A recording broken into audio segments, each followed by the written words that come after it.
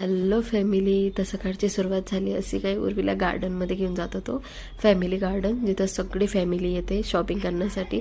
उर्वीने पण भरपूर शॉपिंग केली आणि त्या हातामध्ये पकडली होती. घरी आली ती शॉपिंग तिला खोलून साफ करायला लावलं होतं व्यवस्थित. पालक मेथी ती साफ करत होती तिच्या मासीसोबत.